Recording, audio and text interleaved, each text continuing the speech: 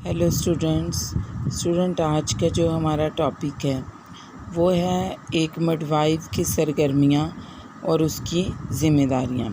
पहले एक जो लास्ट वीडियो है उसमें आपको मैं उसकी कुछ ज़िम्मेदारियाँ मैंने आपको बताई थी, लेकिन अब जो हैं वो कुछ और ज़िम्मेदारियाँ हैं और जो पेशेंट से मुताल्लिक़ है और कुछ सरगर्मियाँ हैं जो वो उसको काम करने चाहिए, तो उनको मैं आपके सामने डिस्क्राइब करूँगी। तो पहले क्या है कि मिडवाइफ को दर्द से सरगर्मियाँ क्या है वो उसको करनी होती हैं, जो कि ये कुछ पॉइंट्स दिए गए हैं। ये वाली जो हैं ये मिडवाइफ को कुछ ज़िम्मेदारियाँ होती हैं, कुछ सरगर्मियाँ कि वो करना बहुत ही ज़्यादा ज़रूरी है। तो पहली हम देख लेते हैं सरगर्मी और ज़िम्मेदारी, ख़ानदानी मनसूबाबंदी से मुतल्लिक़ बुनियादी मालूमात फ़राहम करना और मशवरे देना। अब एक मिडवाइफ की ज़िम्मेदारी है कि एक औरत को जब उसने उसका एंटीनेटल में उसको प्रॉपर तरीके से केयर की और लेबर में उसका पूरा ख्याल रखा, तो अब उसकी रिस्पॉन्सिबिलिटी है कि वो उसको फैमिली प्लानिंग के भी मुफीद मशवरे दे। तो जितने भी फैमिली प्लानिंग के मशवरे हैं वो उनको दे और उसकी चॉइस पर छोड़े कि वो कौन सा मेथड है जो वो पसंद करती है, जो उसको सूटेबल है। तो ये क्या है, ये ख़ानदानी मनसूबेबंदी के मतलब उसको बुनियादी मालूमात देना, यानी कि ये बताना कि पहले बच्चे में और दूसरे बच्चे में, यानी कि जो पहला बच्चा है और उसके बाद का जो बच्चा पैदा होगा उसमें कम से कम जो है वो 2 से 2.5 साल का गैप या फिर 3 साल का गैप होना बहुत ज़रूरी है। तो फिर उसके लिए जो भी मनसूबाबंदी होगी फैमिली प्लानिंग की वो हम उसको उसके मशवरे पे बताएंगे ज़रूर सभी तरीके, लेकिन ये कि वो फिर खुद चॉइस करेगी पेशेंट कि वो कौन सा मंसूबा जो है वो इस्तेमाल कर सकती है। फिर आ जाता है हमारे पास हमल की तशख़ीस और मामूल के हमल की निगरानी और मामूल के हमल की निगरानी के मायने करना। अब हमल की तशख़ीस करना, ये जब हमल जो है ये भी एक मिडवाइफ की ज़िम्मेदारी है। अगर वो कम्युनिटी में है या एक LHV है तो वो घर में जा रही है या वो आज़ाद प्रैक्टिशनर के तौर पर काम कर रही है, तो फिर क्या करना है कि जब उसके पास पेशेंट आए तो सबसे पहले उसको हमल की तशख़ीस करनी है। तशख़ीस कैसे करनी है? यूरिन के ज़रिए टेस्ट करके फिर या फिर साइन सिम्टम पूछ के या फिर ब्लड के ज़रिए बीटा ECG के ज़रिए, और फिर मामूल की निगरानी करना, यानी कि जो हमल अगर हो गया है तो फिर मामूल की निगरानी का मतलब ये कि उसको एंटीनेटल का एक कार्ड बना कर देना कि वह हर महीने आए और अपने आकर जो है फॉलोअप करवाए। अब उसमें कोई पेचीदगी आ रही है तो फिर वो मायने का दौरानिया जो है उसको जल्दी कर सकते हैं, यानी कि 15 दिन के बाद बुला सकते हैं। और अगर सब कुछ नॉर्मल है, बिल्कुल मामूल के मुताबिक चीज़ें चल रही हैं, तो फिर उसको हर महीने के बाद एंटीनेटल के लिए बुलाएंगे। अब आ जाता है हमारे पास जिस हमल में किसी ख़तरे का अंदेशा हो वहाँ जल्द अज जल्द खराबी का पता लगाने के लिए क्या करना, दरकार ज़रूरी टेस्टों के लिए हिदायत देना। देखें, जब स्टूडेंट्स आपको मतलब एज ए मिडवाइफ या लेडी हेल्थ विजिटर जब आपके पास कोई पेशेंट आता है, जैसे कि फॉर एग्ज़ाम्पल पेशेंट का HB बहुत कम है, तो आपको फ़ौरी तौर पर जो है उसका HB करवाना पड़ेगा और देखना पड़ेगा कि कितनी मिकदार जो है वो कम आ रही है। या फिर BP का मसला हुआ उसको, तो फिर ब्लड प्रेशर चेक करना पड़ेगा और एवरी 15 डेज़ विज़िट करने पड़ेंगे, और उसको कोई भी एल्डोमेट वगैरह डिपाइल मेथा जो वो है एल्डोमेट वगैरह फिर उसको स्टार्ट करनी पड़ेगी, और फॉलो अप के लिए क्या हर 15 दिन के बाद बुलाना पड़ेगा। और अगर ज़्यादा शदीद नौयत है तो फिर हॉस्पिटल में एडमिट ही रखना पड़ेगा। और अगर प्री क्लैम्शिया है, BP का 28 हफ्तों में बढ़ जाना, तो वो क्या होता है, प्री क्लैम्शिया होता है। तो प्री क्लैम्शिया है तो फिर उसके टेस्ट करवाना कि एल्ब्यूमिन वगैरह उसका सब करवाना बहुत ज़रूरी। और अगर शुगर के आपको ख़तरात लग रहे हैं तो फिर शुगर के प्रॉपर तरीके से टेस्ट करवाना, जिसमें जो है HbA1c, शुगर रैंडम और शुगर फास्टिंग करवाना। ठीक है। अब यहाँ पर ये है चौथा पॉइंट, और क्या सरगर्मी करेगी मिडवाइफ, वालिदैन को इनके मुस्तकबिल की ज़िम्मेदारियों की अदायगी की तैयारी के लिए क्या करना, बताना, अब तैयार करना या बताना। सही है। तो उसके लिए ये कि अब मतलब सारी बात है, एक बच्चे की पैदाइश से मुतल्लिक़ मुकम्मल तैयारी का प्रोग्राम बना कर देना। अब जो तो पेशेंट मल्टी है उसके लिए तो कोई प्रॉब्लम नहीं, उसको सभी पता है, चीज़ों का पता होगा, लेकिन फिर भी ये नहीं कि उसको सब कुछ पता है तो हम अपनी ज़िम्मेदारी नहीं निभाएंगे।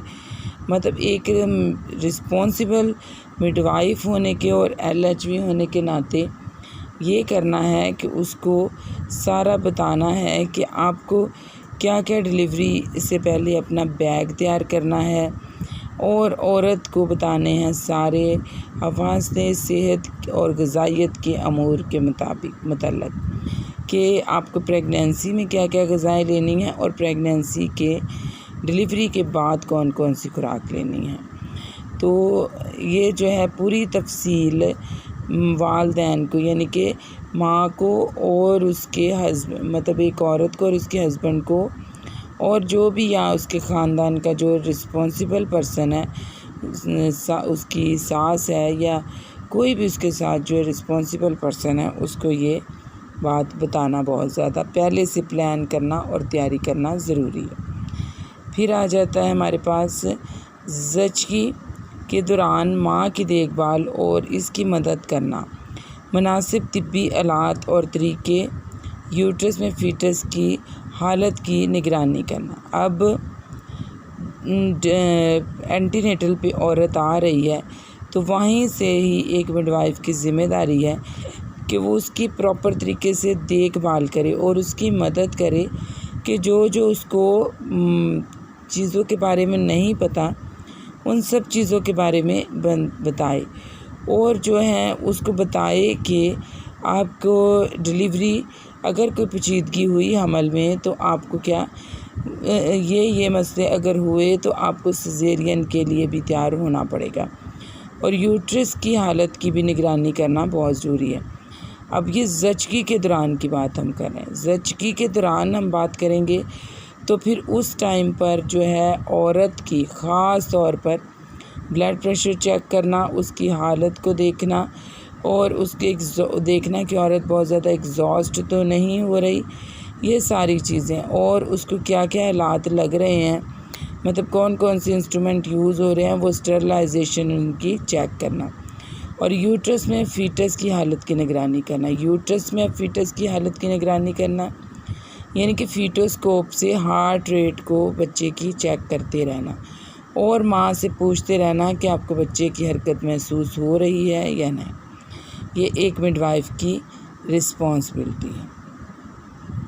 अस्तरारी ज़चगी यानी कि स्पॉन्टेनियसली डिलीवरीज़ करवाना, और जहाँ ज़रूरी हो वहाँ अपनी जो है उसकी एपिज़ोडमी और हंगामी सूरत हाल ब्रीच डिलीवरी कराना। अब ये यहाँ पर मैं आपको बताती जाऊँ कि स्पॉन्टेनियस डिलीवरी वो होती है कि जो खुद ब खुद ही, जिसमें यानी कि हेड फिक्स होता है और औरत के पेन स्टार्ट हो जाते हैं तो उसकी डिलीवरी हो जाती है। सही, उसमें कोई पेचीदगी नहीं होती। और अगर पहला बच्चा है तो फिर यहाँ पर क्या एपिज़ोडमी की ज़रूरत पड़ सकती है, या अगर जो है हेड तो बड़ा है तब भी एपिज़ोडमी की ज़रूरत पड़ सकती है, यानी कि औरत के प्रीनियम पर चीरा देकर नीचे के हिस्से पर उसकी डिलीवरी कराना और फिर उसको स्टिच करना, उसको एपिज़ोडमी कहते हैं। और हंगामी सूरत हाल में यानी कि अगर ब्रीच प्रेजेंटेशन है और आपने अल्ट्रासाउंड करवा लिया और ब्रीच प्रेजेंटेशन है कि सर जो है वो क्या है ऊपर की तरफ है और टांगे पाँव नीचे की तरफ है, तो ये इम्पॉसिबल है कि इसमें नॉर्मल डिलीवरी हो। तो इस सूरत में क्या करना के सिजेरियन सेक्शन के लिए औरत को तैयार करना।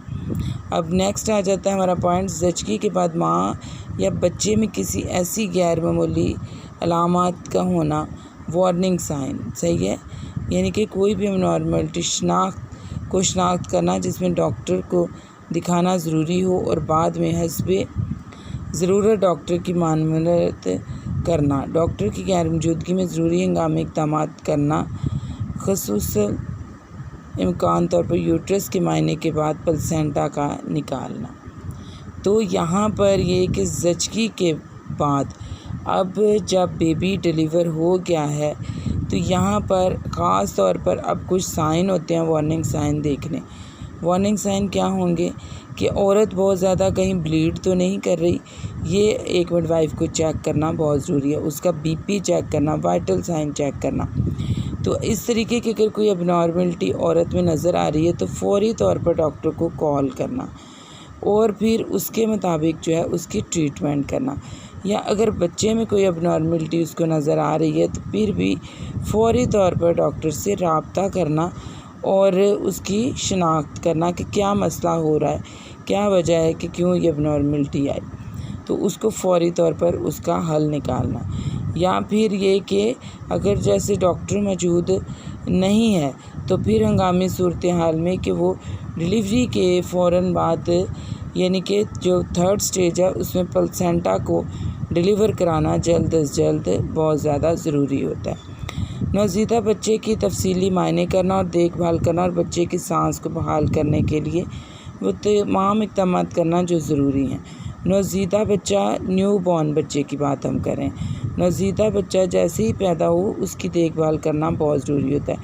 बच्चे को फ़ौरी तौर पर वार्म करना, बच्चे को जब डिलीवर हो जाए तो फ़ौरी तौर पर उसकी बॉडी को साफ़ सुथरा करना और उसको वार्म अप करना बहुत ज़्यादा ज़रूरी होता है। और जब वार्म हो जाता है बच्चा तो फिर बहुत सारी पेचीदगियाँ कम होने के चांस। अगर वार्म बच्चा ना हो तो बच्चा हाइपोथर्मिया में चला जाता है, उसकी बॉडी का टेम्परेचर एकदम गिर जाता है। और अब इसी वक्त पर बच्चे की सांस को चेक करना और अगर कोई प्रॉब्लम आ रही है तो उसको बहाल करना, यानी कि ऑक्सीजन सप्लाई देना बहुत ज़्यादा ज़रूरी होता है। ज़चगी के बाद कैसे माँ की सेहत की निगरानी और देखभाल करना और बच्चे की देखभाल से मुतल्लक माँ को ज़रूरी मशवरे देना ताकि बच्चे की बेहतर तरीके से बेहतर निगहदाश्त कर सके। अब यहाँ पर जब अब डिलीवरी हो गई पर बच्चा पैदा हो गया है, अब एक उसी मिडवाइफ की रिस्पॉन्सिबिलिटी है कि वो माँ को मशवरा दे कि बच्चे की देखभाल के ये बड़ा ही अहम वक्त होता है जो बच्चे के पहले पैदाइश के बाद के कितने 6 हफ्ते होते हैं, यानी कि 1.25 महीना होता है। इसमें बच्चे को बहुत ज़्यादा इन्फेक्शन से बचाना बहुत ज़रूरी होता है।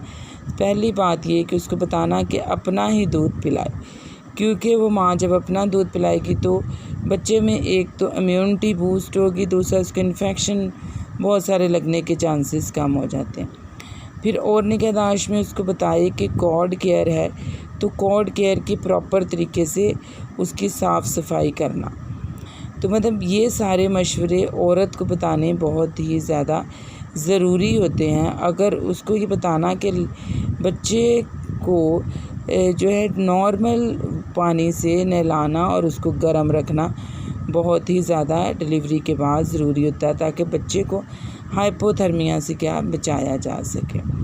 डॉक्टर के तजवीज़ करदा इलाज को जारी रखना, जैसे कि जो भी डिलीवरी के बाद डॉक्टर ने जिस डिस्चार्ज कार्ड पर मेडिसिन लिख के दी है वो प्रॉपर तरीके से लेना, यानी कि जितने दिन तक डॉक्टर ने बोला उतने दिन तक वो मेडिसिन को लेना। तमाम ज़रूरी रिकॉर्ड मरतब करना और इन्हें हिफाजत से रखना। अब जितने भी उसको ये बात आपने समझा देनी है एज ए मिडवाइफ और LHV कि जितने भी आपके पास मतलब रिलेटेड आपके जो डॉक्यूमेंट्स हैं आपकी डिलीवरी से रिलेटेड, पूरे आपके जो एंटीनेटल रिकॉर्ड है और डिलीवरी का रिकॉर्ड, DC कार्ड, उन सब को आपने संभाल के रखना। अगर किसी वक्त ज़रूरत पड़े तो आप उसको लेके आ सकती हैं और ये दूसरे हमल में भी आपके काम आएगा ये रिकॉर्ड। तो ये बहुत अच्छा एक पॉइंट है और ये सारी सरगर्मियाँ एक मिडवाइफ के लिए जानना बहुत ही ज़्यादा ज़रूरी होता है। तो स्टूडेंट्स, आज आपको ये वीडियो काफ़ी इन्फॉर्मेटिव वीडियो है जो आपको मैंने दी है। आप इसको और ज़्यादा अच्छे से जो है सीख सकते हैं, तो आप अपने और फ्रेंड्स के साथ भी इसको शेयर कर सकते हैं। Thank you.